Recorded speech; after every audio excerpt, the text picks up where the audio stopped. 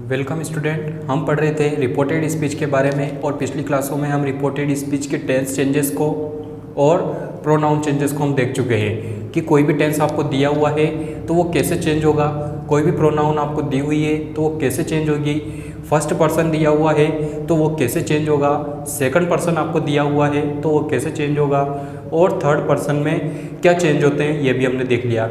First person हमेशा subject के according change होता है और सेकंड पर्सन जो है वो ऑब्जेक्ट के अकॉर्डिंग चेंज होता है और जो लास्ट थर्ड पर्सन होता है उसमें कोई चेंजेस नहीं रहता है। इनको याद रखने का सिंपल सा तरीका है, फर्स्ट, सेकंड और थर्ड ये इक्वल होते हैं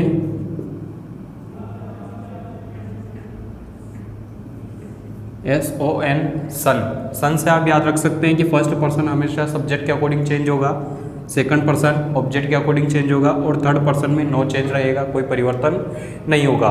तो इस चीज़ से आप उसको याद रख सकते हो शॉर्ट ट्रिक के जरिए। ठीक है, अगर आपने पिछली क्लास अटेंड नहीं की है तो आप पहले पिछली क्लासों को अटेंड कीजिए क्योंकि टेंस चेंजेस और प्रोनाउन चेंजेस इंपॉर्टेंट हैं, ये आपको आएंगे तो आप डायरेक्ट से इनडायरेक्ट स्पीच को चेंज कर सकते हो, रिपोर्टेड स्पीच को कंप्लीट कर सकते हो। ठीक है, तो आज हम देखते हैं कुछ नया, एक टॉपिक आपके इसमें है जो यूनिवर्सल ट्रूथ के बारे में होता है या कुछ कंडीशन आपको दी हुई होती है सेंटेंस के अंदर, तो फिर उनके अंदर आप कैसे परिवर्तन करेंगे, कैसे चेंजेस करेंगे, ये आज हम देखेंगे। हम देखते हैं फर्स्ट वाला रूल, या आप स्टार करके लिख सकते हैं, जिसमें क्या लिखेंगे हम, यूनिवर्सल ट्रूथ के चेंजेस को। अब कोई यूनिवर्सल ट्रूथ आपको रिपोर्टेड स्पीच में, किसमें,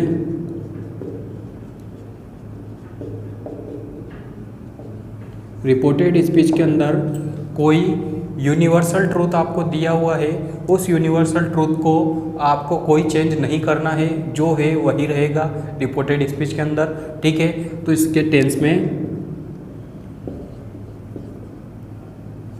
नो चेंज आएगा। जब भी ऐसा सेंटेंस आ जाता है तो वो नो चेंज रहता है, उसमें कोई भी चेंजेस नहीं होता है। कैसे, आइए हम एग्जांपल से देखते हैं। और फर्स्ट एग्जांपल है my father said the sun rises in the east. ये आपको डायरेक्ट स्पीच में दिया हुआ है, जिसमें क्या है, सनराइजेस इन द ईस्ट। ये क्या है, यूनिवर्सल ट्रूथ है, इसमें कोई चेंज आपको नहीं करना है। माय फादर सेड, और हमें कोमा और इन्वर्टेड कोमा को हटाकर दैट का यूज़ करना है और बाकी सेंटेंस को ऐसा कैसा लिख देना है।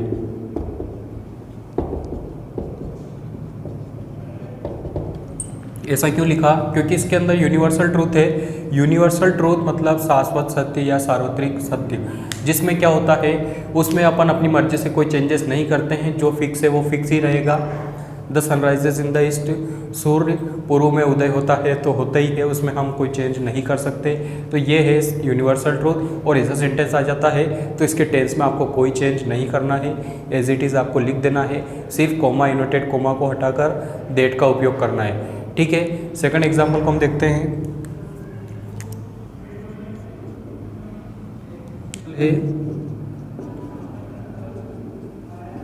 The teacher said the earth is round. तो इसका एग्जाम्पल क्या लिखेंगे हम, सॉरी इसका इनडायरेक्ट स्पीच क्या बनेगी, the teacher said that the earth is round.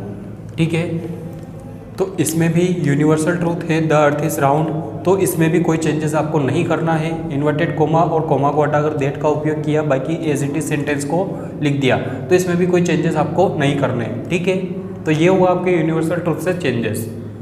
Next अपन पढ़ते हैं हैबिचुअल एक्शन के बारे में। हैबिचुअल एक्शन क्या होते हैं, जो आदतन क्रियाएं होती है, आदतन तथ्य होते हैं, उनको हैबिचुअल एक्शन कहा जाता है। मतलब जो जिसकी आदत में हो ये कार्य करना। तो इसको हम देखते हैं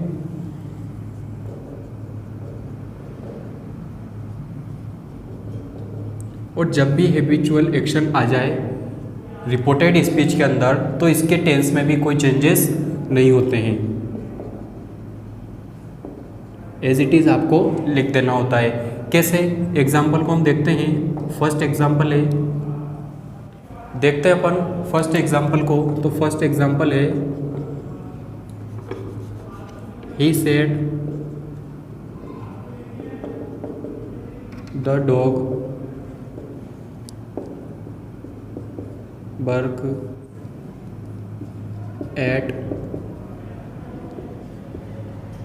strangers। तो इसको जब हम इनडायरेक्ट में बदलेंगे तो क्या बनेगा? he said that the dogs bark at strangers। Sentence as it is बनेगा, इसमें कोई भी चेंजेस आपको नहीं करना है, जो दिया हुआ है ऐसा का ऐसा लिख देना है। क्यों? क्योंकि ये हैबिचुअल एक्शन है और इसके बारे में कही गई है, डॉग के बारे में की गई है, जो उसकी आदतन कार्य है या हैबिचुअल आदत है। ठीक है, तो हम देखते हैं अगला। इसके बाद अगला टॉपिक है आपका हिस्टोरिकल फैक्ट के बारे में, कि आपको अगर हिस्टोरिकल फैक्ट रिपोर्टेड स्पीच में दे दिया जाए, हिस्टोरिकल फैक्ट मतलब ऐतिहासिक तथ्य, इतिहास के बारे में कुछ आपको बताया जाए, हिस्ट्री के बारे में कुछ बताया जाए, तो उसमें क्या होगा? जो भी हिस्टोरिकल फैक्ट आपको बताया जाएगा वो प्रेजेंट टेंस में बताया जाएगा और उसमें कोई चेंजेस भी नहीं होगा। तो इसमें भी क्या होगा? No changes. एग्जाम्पल हम देखते हैं। द टीचर सेड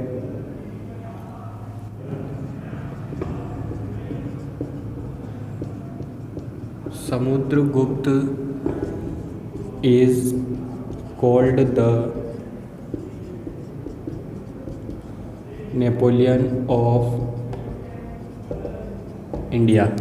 ऐसा कोई हिस्टोरिकल या फैक्ट आपको ऐतिहासिक तथ्य दिया जाए तो इसके इनडायरेक्ट सेंटेंस में आपको क्या करना है? द टीचर सेड दैट, और एज इट इज़ पूरे सेंटेंस को लिख देना, इसमें कोई भी चेंजेस आपको नहीं करने हैं। Samudragupta is called the Napoleon of India. ठीक है, तो ये हुआ आपके हिस्टोरिकल फैक्ट वाला पॉइंट, कि जब भी आपको रिपोर्टेड स्पीच में कोई हिस्टोरिकल फैक्ट दिया जाए तो उसमें भी कोई चेंजेस नहीं होते हैं, एज इट इज़ आपको लिखना होता है। ठीक है, अब अगला हम देखते हैं कि जो क्लाउजेज होते हैं उन क्लाउजेज को आप कैसे चेंज करोगे।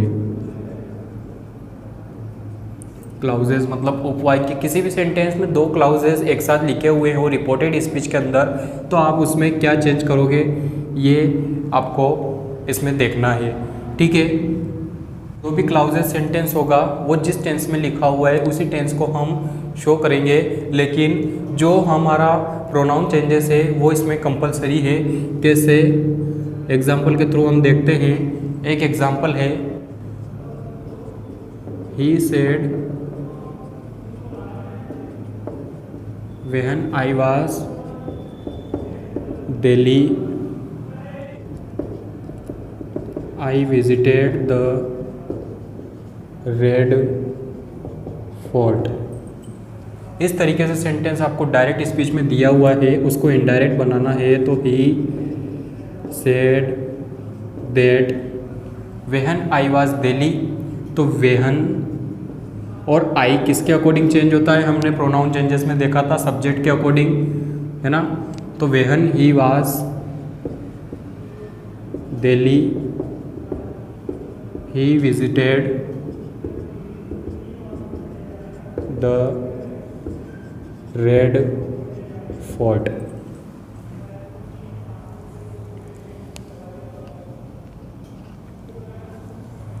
ठीक है, तो हमने सिर्फ प्रोनाउन चेंज किए आई और आई में, जो किसके अकॉर्डिंग होते हैं? सब्जेक्ट के अकॉर्डिंग होते हैं, जो हमने एज इट इज़ चेंज करके लिख दिए। ही का सब्जेक्ट ही होता है। ठीक है, तो इस तरीके से हमने देखे हिस्टोरिकल फैक्ट क्लाउजेज वाले सेंटेंस और यूनिवर्सल ट्रूथ वाले सेंटेंस, जिनमें हमने देखा कि इनमें कोई चेंजेस स्पेशल नहीं होता है, जो है एज इट इज़ वैसा का वैसा ही रहता है। कोमा, इन्वर्टेड कोमा को हटाकर आपको दैट का यूज़ कर लेना है और प्रोनाउन चेंजेस का ध्यान रखना है। ठीक है, इस तरीके से आपके ये टॉपिक भी कंप्लीट हुआ। आप पढ़ते रहिए, नोट्स बनाते रहिए। नोट्स अवेलेबल है टेलीग्राम के चैनल पर। मिलते हैं अगली क्लास में।